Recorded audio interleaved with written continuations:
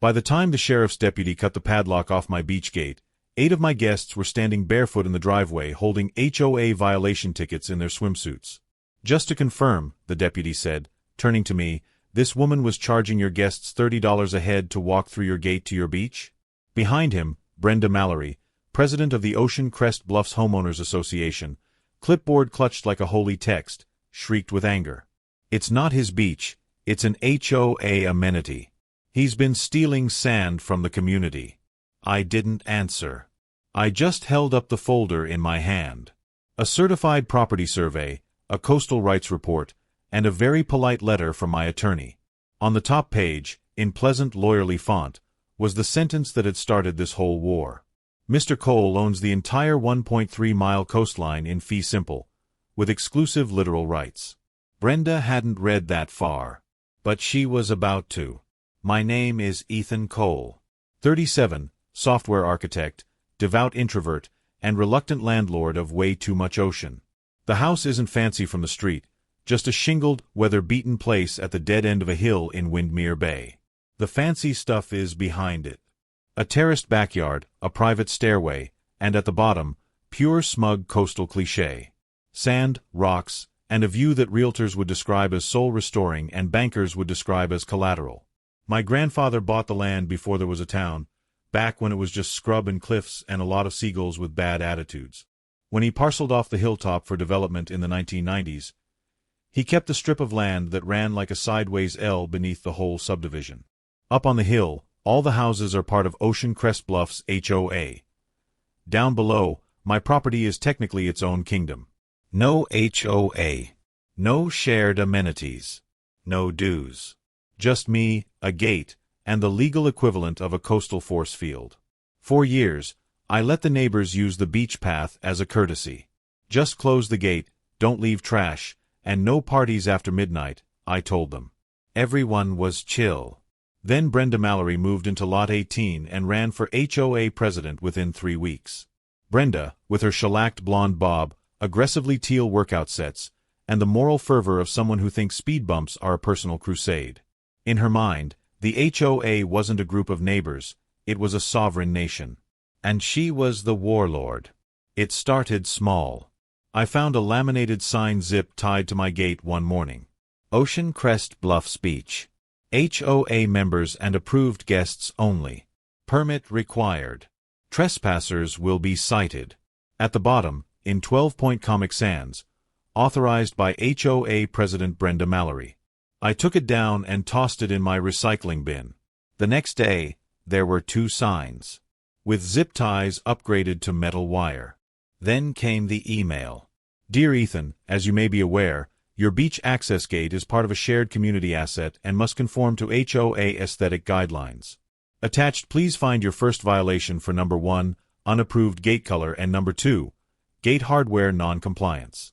Failure to address these issues will result in fines. Warmly, Brenda Mallerie, President, Ocean Crest Bluffs HOA. I replied with a copy of my deed and one sentence. I am not a member of the HOA. Please remove my property from your records. Her response came 3 minutes later. We'll just see what the board says about that, followed by a smiley face emoji. From there, she escalated like it was a sport. She started holding tours at the top of my steps, telling new residents, and down there is our exclusive HOA beach, which the previous board allowed certain people to mismanage, but we're fixing that. She sent my guests courtesy notices for unauthorized umbrella color choices. She stood at the top of my stairs with a clipboard, logging how long people stayed in the water. I caught her half hidden in my hedge one night, taking flash photos of my backyard because my tiki lights might be in violation of marine turtle guidelines. We don't have turtles. We barely have functional seagulls. But the real insanity started the first warm Saturday of the season, when my cousins came over for a beach barbecue. They walked down my driveway in flip-flops and carried coolers, and walked straight into Brenda's folding table blockade. She'd set it up at the edge of my property line, complete with a cash box, a QR code, and a hand-lettered sign. Ocean Crest Beach Access Fee. $30 adult. $15 child. Venmo accepted. When my cousin said, "We're here to see Ethan," Brenda smiled, handed them a clipboard, and said, "You still have to pay the community beach fee. Sign here." And that's how my family ended up being shaken down in swimsuits in front of my own house. If Brenda had just been annoying, I might have stayed in my cave and grumbled. But Brenda wasn't just annoying. She was ambitious. The turning point landed in my mailbox in a certified envelope from the county recorder's office. Notice of recorded coastal easement modification. Inside was a recorded document I had never seen before. A beach management agreement between grantor, Ethan James Cole, and grantee, Ocean Crest Bluffs Homeowners Association. According to this thing, I had graciously ceded management authority of my entire coastal strip to the HOA in perpetuity, including the right to assess reasonable access fees. My signature was on it. Sort of. They'd traced an old signature of mine from a lease. It looked like my name had been written by a drunk raccoon. Attached was a note from the recorder's office. If you believe this was recorded fraudulently, please contact our fraud division. I called my attorney first. Miss Kwan, who lives for this kind of paperwork crime, said, "Don't confront her yet. We document, then we bury her." So I waited while she pulled property records, HOA bylaws, and the original subdivision plat. She found the delicious detail. The hilltop lots never had deeded beach access. The amenity was, legally, just me being nice. Meanwhile, Brenda went full dictator. She put my gate on the HOA website as community feature, private beach access. She instituted seasonal passes, bright orange lanyards she sold for $300. She emailed residents. Please report any beach users without passes, especially the man at the bottom of the hill, who may try to claim special rights. Then she crossed the last line. When one of my guests refused to pay her fee, she called 911 and reported a suspicious male harassing residents near the HOA beach and claiming to own the ocean. The officers came down, looked at my ID, then at the massive coal parcel label on their in-car map, and left looking annoyed. Brenda did not learn. A week later, she filed a complaint with coastal enforcement, accusing me of privatizing public tidelands and constructing unpermitted structures. She attached the fake easement as proof of HOA authority.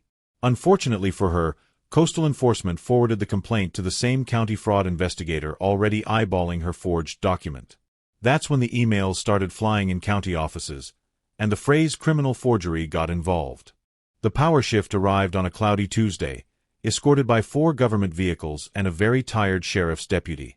I was out back trimming a hedge when I heard the HOA group chat explode in notification chimes up on the hill. A parade formed. Brenda leading the charge in a linen blazer, followed by the rest of the board members in varying levels of panic and athleisure.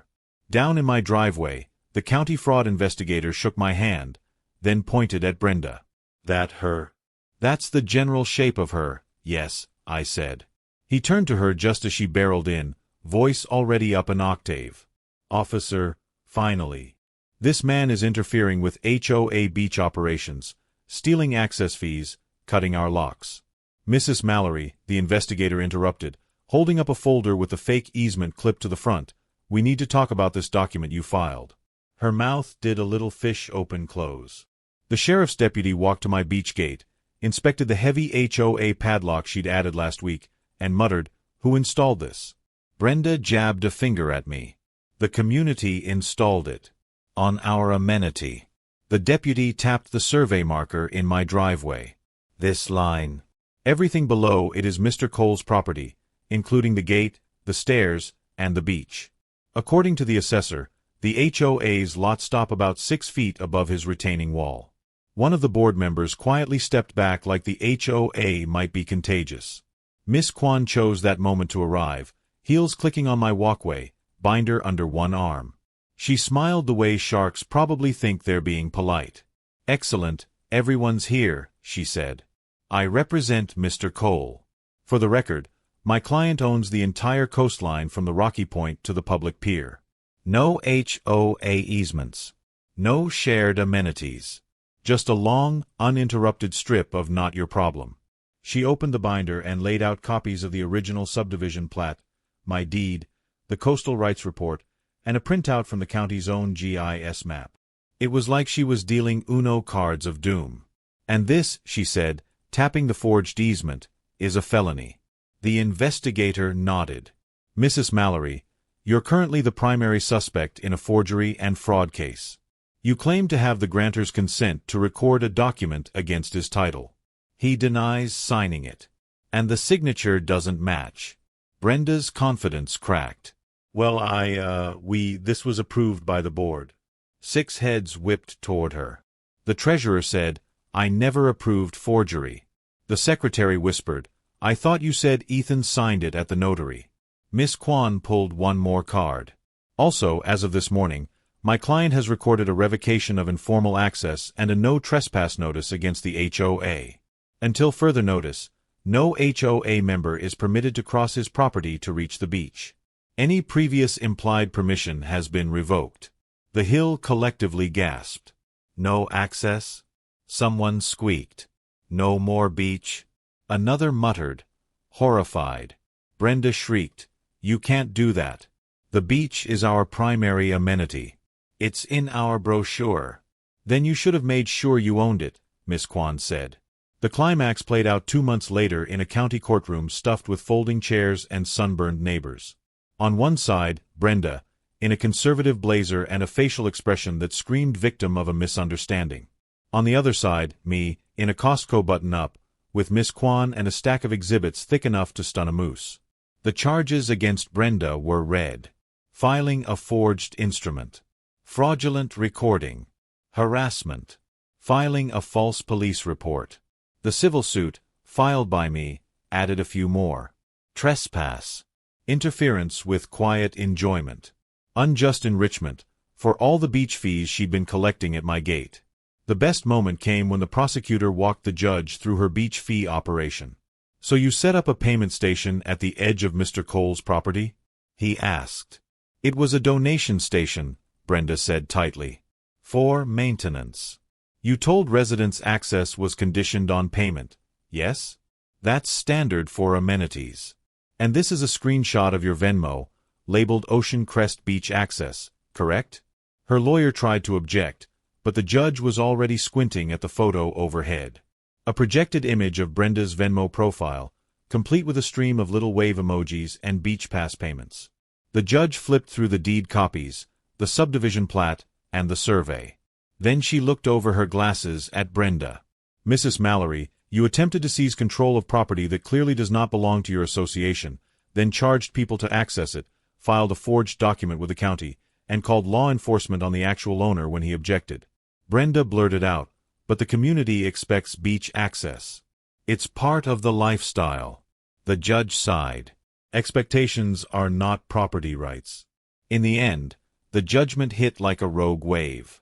The forged easement was declared void.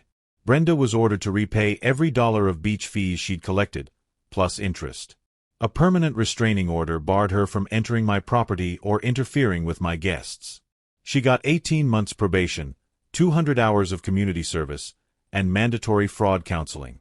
And, in a poetic twist, the judge assigned her community service to the coastal cleanup program. Is that on the beach? Brenda whispered, horrified. Yes, the judge said. Many beaches. Supervised. Ocean Crest Bluffs HOA held an emergency election 3 days later.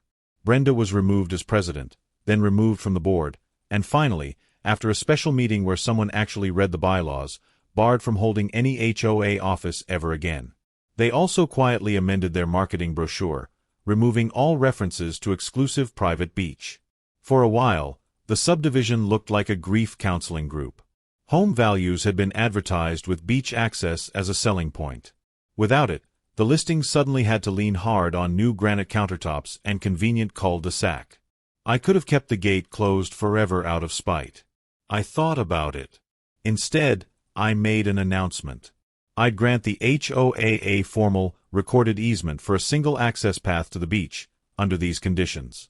The HOA pays all legal and recording fees. The HOA carries liability insurance for its members' beach use. The HOA signs a contract acknowledging that the coastline remains my private property. Access can be revoked if terms are violated. And most importantly, Former HOA President Brenda Mallerie shall be prohibited from using the access path or entering the beach via Mr. Cole's property for the duration of her life. They agreed in under an hour. So now, on weekends, I watch families file down the shared path, laughing, hauling coolers, kids running wild. Above the gate is a tasteful sign. Cole Coastline, access granted by permission, not entitlement. Underneath, in smaller letters, HOA officials may not charge fees. Persons named Brenda Mallerie strictly prohibited. As for Brenda, she sold her view home and moved inland to a townhome that looks directly at a parking lot. No coastal breeze, no HOA presidency, just a strip mall and a busy intersection. Sometimes, when the wind is right, I like to imagine she can almost hear the ocean she tried to conquer. If there's a moral, it's this. If you're an HOA Karen, don't lock the gate and charge beach fees to the one guy who actually read his deed. Especially if he owns the entire coastline.